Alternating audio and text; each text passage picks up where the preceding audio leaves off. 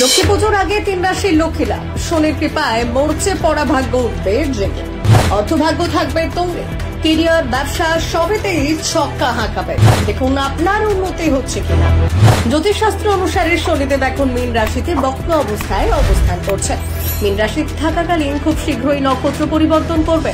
পূর্ব ভাদ্রপদ নক্ষত্রে প্রবেশ করবেন বড় ঠাকুর, যাকে মূলত গুরু গ্রহ বা বৃহস্পতির নক্ষত্র বলে ধরা হয়।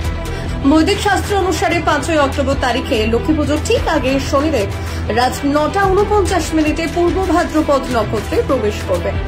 আর এই পরিবর্তনই 3 রাশির জীবনে চোখ ধাঁধানো উন্নতি এনে দেবে। বাবার আশীর্বাদে প্রচুর সুবিধা পেতে চলেছেন আপনারা। কর্কট রাশি। দেবগুরু বৃহস্পতি নক্ষত্রে শনিদেব প্রবেশ করায় কর্কট রাশির জাতক জাতিকাদের শুভ সময় শুরু হতে চলেছে।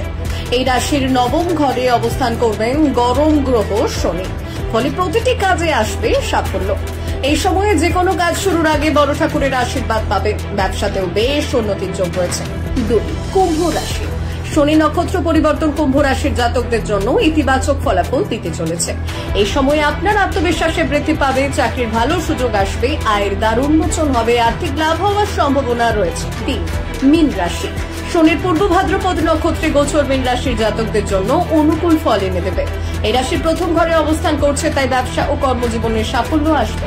কর্মক্ষেত্রে পদোন্নতির পাশাপাশি বেতন বৃদ্ধির যোগ রয়েছে। এই সময়ে আপনার কাজের সুনাম হবে, সমাজে পদ ও প্রতিষ্ঠা বৃদ্ধি পাবে। সামাজিক কাজে যুক্ত ব্যক্তিদের এই সময়ে বিশেষ সুনাম হবে।